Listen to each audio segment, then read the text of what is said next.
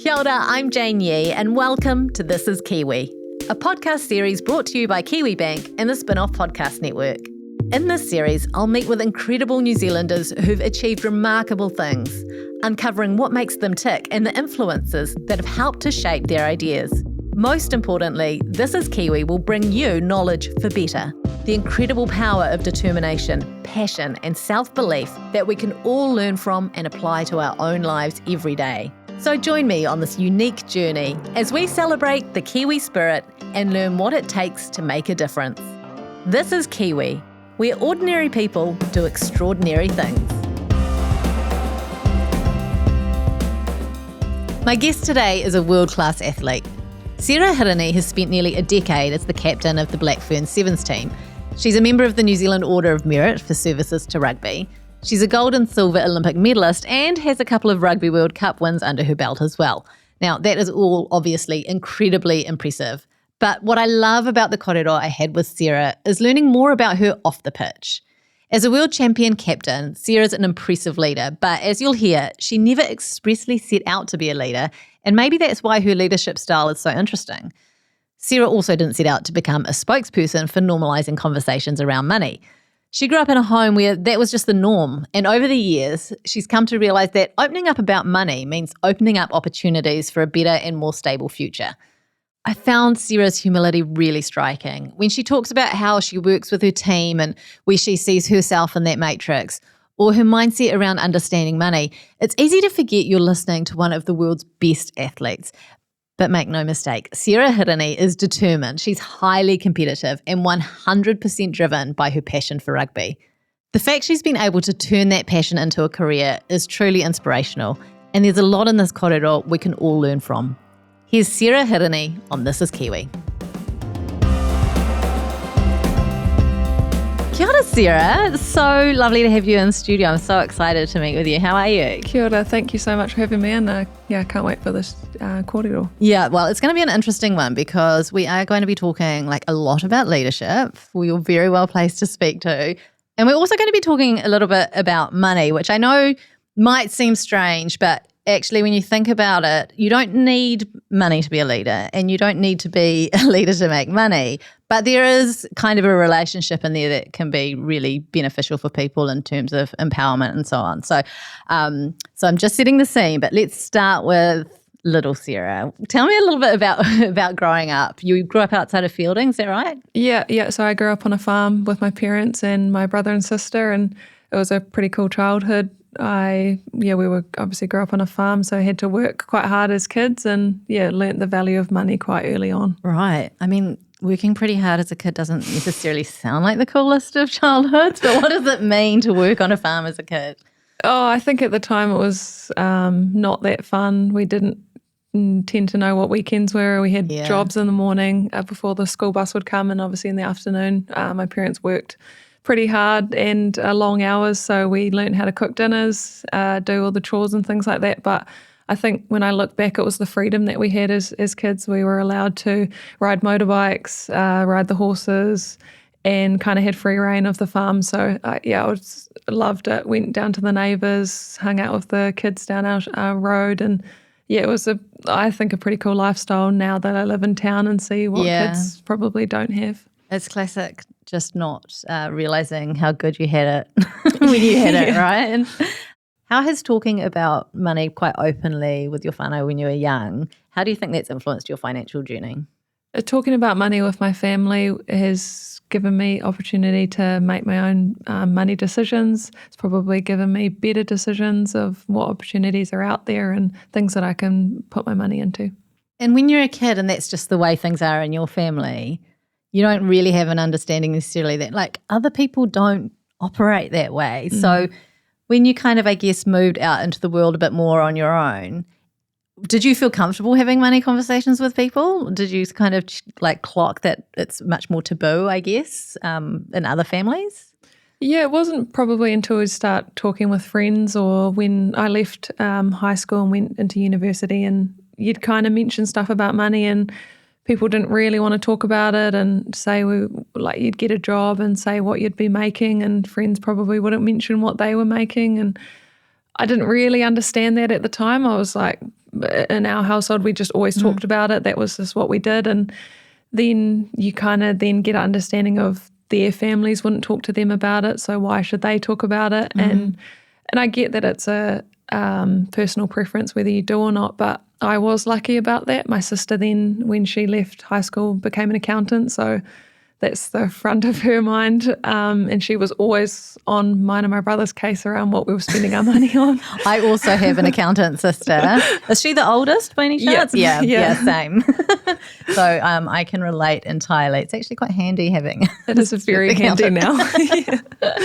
I mean, we got onto the money conversation a lot quicker than I was anticipating, but I think the really interesting thing to consider here is, yes, people think, there are a lot of people who think it's taboo or maybe feel uncomfortable about talking about money. And you said it's a personal preference thing. And of course we respect that, but also there is this empowerment that comes from being able to have these conversations. And it doesn't mean talking about how much you earn or how much is in your bank account, but more kind of your relationship with money. So what would you consider your relationship with money to be?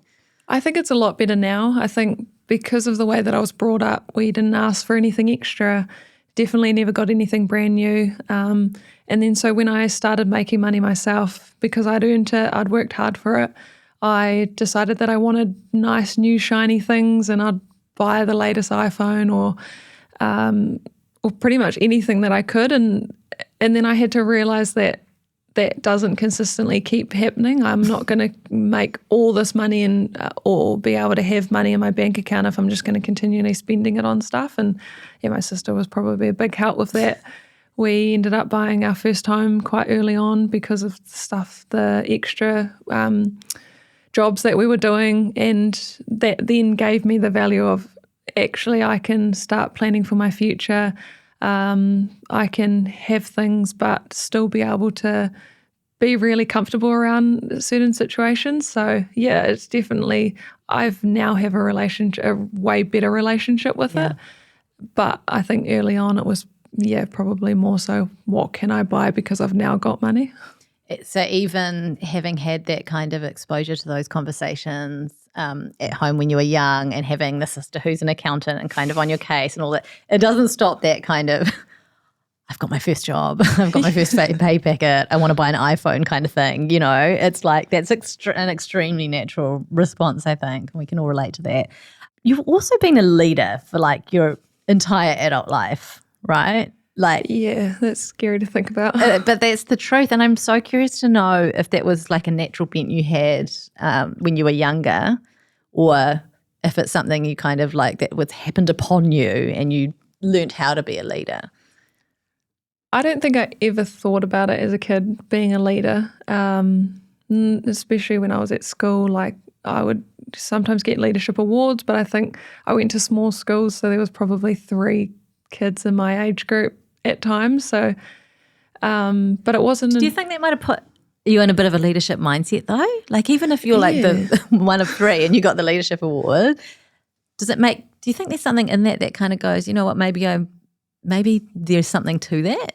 It might be because of the schools that I went to. We were in classes with a lot of different age groups. My first school, I was 5 in the same classroom as all the 13-year-olds before they went to high school, and then moved on to a bigger school that had 3 classrooms, but you were still around and having to help out younger kids. But I didn't really think about it too much until I probably got named as leadership roles in sports teams. But it was something that I just wanted to be the best rugby player that I could be, or best hockey player at the time that I could be. So it wasn't too much about wanting to lead. I was like, if I can just try and do what I could, then hopefully that would help the team, in my eyes, win. And I suppose, other people seen that kind of leadership traits. And then when I became the captain of the Sevens team, it was actually, now I need to focus on being a leader because it's now my job. And I wanted to put everything that I could into it, but wanted to do it right as well. When thinking about your style of leadership, what is one thing that's really important to you in terms of leadership? Probably the one thing that I've learnt about leadership is being able to listen. And like, I know it comes with the communication style, but understanding who you're listening to, and being able to adapt your leadership style based on who you are leading. It's really interesting you say that, because I was just, I guess the traditional, my traditional understanding of leadership on a really top line is to think the person who makes the decisions and kind of tells people what to do, the idea of a leader and a follower. But actually, the way you're framing it, and it is, now that I hear it, it's obviously much more, this is what it is. It's that kind of having that understanding of people and that respect of others as well. And really interestingly, you'd point out different, people have different communication styles, which means you have to be really adaptable too, right? Yeah, communication styles, listening styles, I think that's a big part of it. But it's been great. I've got a lot of stuff wrong. But I think in our team, we're lucky that people will tell you if you get it wrong. They won't hide from you, or they want to help. Yeah. So you kind of go back and forth. I'll get something wrong, someone else might get something wrong, but it's the being able to communicate effectively to get probably the best outcome that helps a lot. And when I go, I'll keep referring back to the people that I've been able to lead alongside. There's been so many people that have helped me that are different to the way that I lead, and I'll listen to how they speak to others, or different personalities that I probably find hard to communicate with, and I'm like, oh, okay, that's how you're going to get the best out of that player, or vice versa, and how we talk to a management team. It's been, really, really interesting, but a lot of fun, and I'm loving we've got a new leader in our team now, and being able to bounce ideas off with her now that she's younger, probably can communicate better with a lot of our younger girls. And it's like a continuous journey of learning and growing, and it's fun and very hard at times too. Yeah, well, I was going to say it's got to be a lot of pressure, I think, particularly when you're a captain of a team, there's pressure on you to kind of, I guess, on the very basics to get results. But also, like you say, you're kind of managing all these different personalities and people. Does it feel a lot? Like sometimes you're just like, I would rather just be not captain. I just roll into training, do what I'm told, roll out again and not lose sleep. Yeah, I'd be lying if I said I didn't have some of those thoughts, definitely throughout my career. I probably have enjoyed stepping away from the sevens environment sometimes and playing 15s, or going into other environments where I am just a player. And not that I probably step back from voicing some of my opinions in those teams, but actually being able to just focus on myself and play rugby for why I've probably first started. But yeah, it's I think that's why I probably try and have really good balance, and I have a really good support network outside of the environment that I can probably offload or deload some of the stuff that I've taken from the team and just want to get off my chest without having it to doing it with some of the other players. And I think it is a little bit lonely at times. It's especially when times are hard, and we've had a couple of seasons where things haven't gone our way, and it's been a bit tough in that sense. But yeah, for the most part, it's pretty rewarding. And yeah, when things are going well, then it's pretty amazing. In the context of leadership, and I think there's a certain resilience you have to have in your role as a captain, but also I guess just resilience in life in general. Can you share a piece of advice or maybe a personal mantra that's helped guide you through challenging moments? Lean on the support network you have. Probably finding good support people around you is important. And yeah, there's been a couple of times in my career where I've really had to lean on the people that I've had around me, and probably tell them what you're looking for as well. I think that's been an important part, whether you want their feedback or whether you want them just to listen. That is such good advice, right?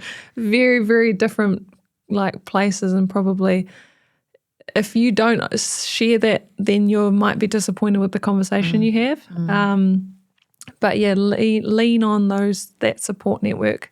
That's been the biggest part of being a part of a team situation. I needed people outside of our team to be able to rely on, especially when things are quite hard. And our team stuff hasn't always been easy, and there's definitely days where you go home and you're like, I just want to tear your hair out. But I think that's, then when the days are amazing, it's absolutely amazing. Let's talk a little bit about, we've talked money, we've talked a little bit about leadership, we've talked about your team. And how do those two worlds kind of collide, I guess, in your career? Do you talk money with your teammates? Yeah, I do with quite a lot of them. A couple of my best friends are in the team, so we bounce ideas back and forth quite a bit around sometimes what we're spending our money on, or what we're trying to put our savings into, or investments, or the houses we might be trying to look at buying. But when I say houses, I say house. Sorry. But then now it's been pretty cool journey with the younger girls and them having different contract negotiations. They ask, quite a few have asked what I'm on, and I can't openly talk about it, because for me it's not about hiding what I'm on, and not just in the sevens side. I'm trying to encourage them that you can actually make money outside of the sevens environment, which is absolutely amazing. There's so many cool opportunities out there for girls. And yeah, that's probably what the message is. A couple of us are trying to share. You can do other stuff. You can be a sevens player. You can make good decisions. And then probably for me, trying to share my mistakes that I've made with my money, and sometimes trying to push them in a different direction. It's sharing your wisdom, Sarah, is what it is. It's sharing your wisdom. I think that's a really interesting part of this leadership conversation, because it's probably not something a lot of people would think about in terms of sport. It's as a captain talking to their teammates about money and being really transparent about what you can pay and so on. But actually pay, obviously, in sport, especially when it comes to women's sport, is a really big deal. Your first contract you signed as a professional sportswoman was what, $30,000 to you? A lot of money at the time. Yeah. But now it's but what were your male counterparts getting paid? That's what I'm curious to know. Yeah, a lot more than 30,000. That's for sure. Yeah. How long did it take for you to realize that? Okay, it's a privilege to be doing what I'm doing, and it's lovely that I'm getting paid. But how come he's getting a lot more than I am for the same job? I think that's always going to be a struggle for me. I know how grateful I am to be doing something that I love, to be getting now paid pretty good money for it. So it is a struggle when you kind of have to compare things like that. And I do know genuinely at the time that what the boys were getting is absolutely amazing for them. And I didn't want to compare that, because they'd won, I think, 10 World Series titles at that time. We had just started becoming a professional environment. So, but we're lucky now. We're on equal playing fields. We get equal insurances, saving schemes, everything like that is the same for both sevens programs. So I'm just glad that I was a part of the journey, starting from scratch to where it is now. And I just really hope that, or encourage these younger girls to keep pushing the boundaries and things like that. And I hope that both teams go up together. What motivates you to keep pushing the boundaries and break the glass ceiling? Because you got a lot on as it is. You sort of told me what your schedule is for today, and that seems a lot, and involves flying around the place and going to different events and then coming in here and talking to us. There's a lot on, and that's not even training and games and tournaments. What makes you keep pushing? I probably half of it see the players or people who have set us up for what we have now, and around a lot of those the wahine that set us the foundations of when they didn't get anything, they worked extremely hard for it. They were happy with getting potentially a playing jersey, but so I see that and I'm motivated to keep pushing what they set us up for. But I also see my niece, my nephew, who are 5 and 3, and to be honest, my niece doesn't like rugby. She knows that we play. She loves wearing her Black Ferns training shorts. But I see her and I'm like, if she can see us and see her other aunties playing something and just pushing the boundaries of like now for her, she sees, or my nephew knows probably more women rugby players than he does male rugby players. It's just the norm for them. Yeah, I love to hear it. Like I see that and I'm like, I want to keep pushing the boundaries. We've got players in our team who have kids, and their kids' mindset is exactly the same. We're just rugby players to them. We're not women rugby players. So yeah, I can want to continue doing that, and hopefully one day I'll have kids that want the same thing. And so much of it is that just kind of that role modelling, right? Like when you talked about being at school with kids of different ages, you were being shown leadership in the classroom every single day by some of those 12 and 13-year-olds, right? Some of it probably wasn't always great, but I have an almost 12-year-old, so I can kind of like, it freaks me out to think of him in any sort of a leadership role. But I don't know, I'm always wondering when it comes to leadership if it is something that can be learnt. What do you think? I think people definitely have leadership tendencies. Some people probably won't show theirs until they're in an environment that they feel most comfortable in.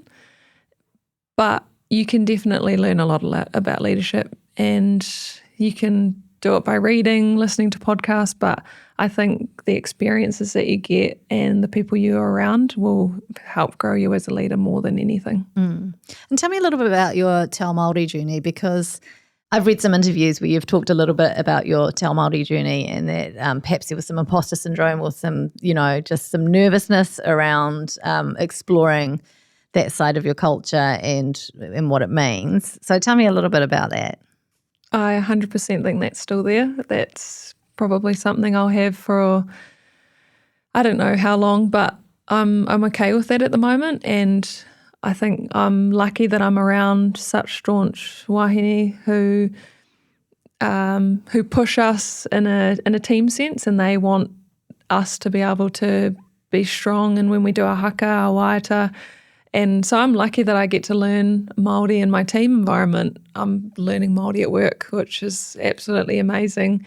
And people ask what type of degree I have. I have a Māori studies degree. And then they ask if I can speak the language. And I say, no, I actually can't. I did papers in Te Reo, but I can't speak Te Reo Māori. But I know that it's okay at the moment. When the time is right, it will happen. My niece now is learning Te Ao Māori, and she's teaching me a lot around where we come from, who we are, and yeah, that's been a pretty cool journey to be able to learn alongside her as well. You can't be what you can't see. Is that something that you've said? Yeah, but I've definitely heard it, so I'm not claiming You're not claiming it. Okay, but it can be one of your mantras, sure. What does that mean? For me, it means having exposure, showing the world, like I'm a part of a team that didn't have a lot of exposure. I'm going to say 5-6 years ago, we were posting on our Instagram pages, on our Facebook pages, how to watch us play, and it was download a VPN. Yeah, right. Which is probably illegal, but sign up to some link to be able to watch it at 2:35 in the morning. And I remember getting a message from my grandma just being so upset that she couldn't watch me play. You can't explain how to do a VPN to grandma. Like she's finally got Facebook or whatever, but back then she was just like, oh, but I just want to watch it on Sky. Why can I not watch it? And now that all our games are broadcast live, everyone's got an opportunity to watch them on YouTube, everything, it's so amazing. And you can see a difference, the amount of people in the street that know the 7s, the 15s teams. Obviously, the World Cup last year here playing in home soil has changed women's rugby, I think, forever now. And I just want every player, whether they play rugby or not, or any sports player in New Zealand, to be able to be well known by the public. I think that's really important for people's growth, for the sport's growth. And yeah, I think even next year when we play on the big stage, it's going to be pretty amazing. How's that all shaping up, by the way? Yeah, it's going pretty good. Good. Yeah. Glad to hear it. A bit sore from training yesterday, but it's the job you chose. True. You were in Japan last year and you played with the Pearls. What was your role in the team there? Like going from leading back home, what was your role when you went to Japan? I just went there as a player. I went there to play some footy, experience a different culture, and eat some amazing Japanese food. So I was so happy to go and just be myself. That wasn't a captain, that wasn't a leader. And yeah, it was absolutely amazing. I got to hang out with some amazing rugby players who didn't speak any English, who couldn't understand English, and we had to figure out a way of becoming friends, understanding each other's training styles, and then having to play alongside these girls. And it was difficult, but the best experience I think I've probably ever had, and has probably changed some of the communication style that I'll have when I play with this New Zealand girls back when I'm now back in New Zealand. Oh, that's interesting. In what ways do you think? Like what did you learn from their communication style? Probably over communicating or being really purposeful in what you say. Like I couldn't say, like in one of the moves, cut me. Like they're looking at me like, I'm going to say speaking a different language, but I was to them. Yeah. And I had to learn what they knew too. So we'd like go out for coffee. What do you know in English? What don't you know? What are the Japanese words for these certain moves that I needed to know in our plays? And so like I'd say some of the Japanese words and how respectful it was to be able to learn some of the Japanese words for them. And you'd be at training and you'd learn some of the words. You'd say it and they'd look at you like, oh my gosh, you've learnt some of our language. And for me, that was really important and quite powerful. And I turned up a bit late in the season because of the World Series stuff. And they, having that respect for them, I think was really important for me. And I, made some pretty cool friends because of it. Oh, that's amazing. Yeah, Japan's just an incredible country. And they are so respectful, hey, and so humble. It must have been quite a different playing environment. Not saying that we're not respectful and humble here, but just those cultural differences, and it must be just like really full on trying to do that when you're not speaking the same language. They're on a different level. I think their respect is it's very hierarchy based, which was interesting, but quite fun to like. I almost slip into the way that they were. Just wanted to immerse ourselves fully. But I think the way that we gave them respect, then they would take us out for dinner and take us to their favourite spots, order us food or book us a table. I think that was for me a part of, trying to, trying to be a Japanese person without having to be a Japanese person. When you're in that quite hierarchical environment, did you see, the leadership must have been quite different then. What style of leadership did they have? Yeah, it was too. And I was obviously being a part of a team that was owned as well. Like obviously I've only been a part of the provincial, or everything's run through New Zealand Rugby, which is amazing too. But over there it's based on like a person owns the club and that's the person, and everyone's just extremely respectful to them, which I quite enjoyed because I'm like, someone owns a women's sevens team. To me, that's what I seen. Yeah, right. I was like, wow, like I want to own a sevens team. Hey, one day. Hopefully. I've got a club team, but we're definitely not professional. But that's how I seen it, and I just was so like, I would try and ask him so many questions, like why women's sevens? And like his daughters never played. The GM was the same. Why would you put so much time into this? And they just said because they love rugby, and they wanted the women's side of rugby to grow. They wanted to try and make it as equal to men. And just hearing that, I was like, I knew that I'd picked the right team because of that. That's amazing. That's so cool. Yeah. I love that. I love it. Becoming a professional athlete, which you did fairly young. You also, I just want to point out, you've talked about buying a house. You did that at 19. Yeah. Became a professional athlete at, I think 20 maybe. Okay. Yeah. That's quite a healthy CV there. But it's a significant milestone. What has being a professional athlete meant for you and your family financially? For me and my husband, it's been pretty amazing. We've been able to buy a house in Tauranga area, which I know is extremely difficult to do.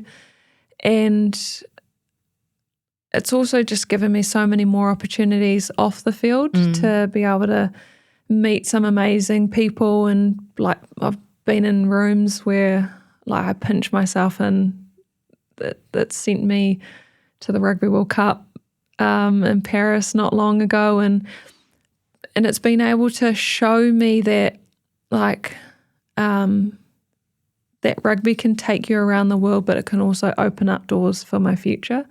It's given me the most amazing lessons about money, maybe where to steer towards and not other places. And yeah, I'm still constantly learning that, but I've got really great people around me to help with those things as well. I'm going to ask you kind of like a fun money question. What is the most indulgent thing you've purchased? Thinking about that, but probably a car. A nice car? Yeah, really nice car. I didn't even have it for that long, but I think the fact that I had the money to just go out and buy it, That's trippy, right? Yeah. That new car smell. Yeah. You get your 3 years of servicing, you don't have to worry about it.